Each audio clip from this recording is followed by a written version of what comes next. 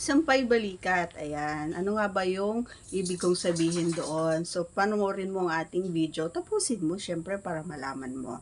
Syempre, kung ikaw ay bago pa lamang sa ating channel, please do me a favor. Please do subscribe and click our tiny notification bell so that you'll be updated every time we have a new upload videos. Disclaimer din po, ang video po natin ay para lamang po sa may bukas ng kaisipan at may malawak na pang-unawa. Kung wala po tayo nito, maaari na lamang pong mag-skip at mamili ng mga videos na nararapat para sa inyo.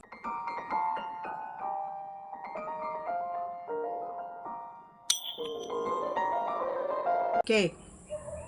Ito yung posisyon na mahirap para sa amin. Oo, mga idol. Pero hindi nyo ba alam na kahit sinasabi naming mahirap or ayaw namin, pero gusto namin. Kunwari lang na sinasabi, aray ko masakit, aray ko wag ganyan. Pero deep inside, kapag nakapasok talaga siya, masarap ito. And hindi mo may pagkakaila na maririnig mo yung kanyang diba? Syempre yung mga baguhan kasi talagang hindi pa sanay, no? So talagang minsan mapapatulak na lang sila sa inyo. So wag po kayong magagalit kapag na-experience nyo yung mga bagay na ganon. And kapag inuugali mo naman or lagi mo naman na pinaparamdam sa kanya na okay lang yan, nandito naman ako, alagaan kita, hindi kita sasaktan, dahan-dahan lang. Yan yung mga word na makakapagpabigay ng lakas ng loob ng mga namin. Kasi nga kapag sige ka lang ng bira ka lang ng bira, ano na lang iisipin namin?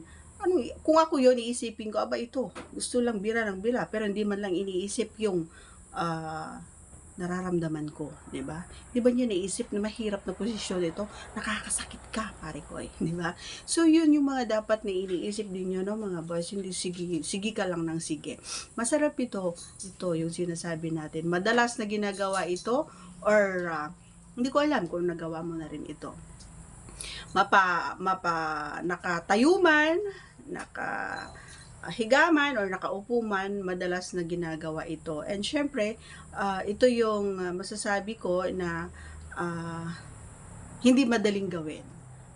Hindi madaling gawin ito, lalong-lalo na kapag nakatayo kayo. Mahirap siya. Pero once na binuhat mo siya, and then yung sabi ko nga mapaisang kahit yung isa man yung nasa balikat mo, mahirap pa din yon. Kasi syempre kapag nakatayo, syempre yung isa lang yung nasa balikat mo.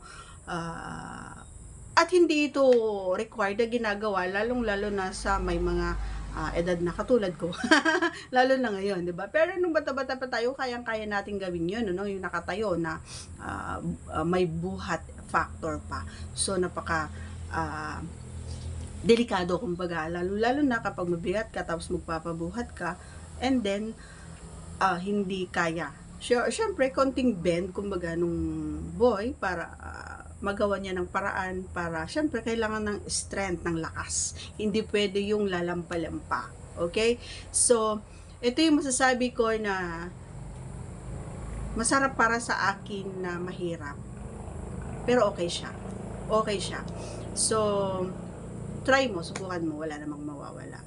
Ayan. So, kung gusto mong malaman pa yung ibang mga tips. Ayan. Please do me a favor, subscribe and click our tiny notification bell so that you'll be updated every time we have new upload videos. Thanks for watching everyone. See you again on our next vlog. Bye!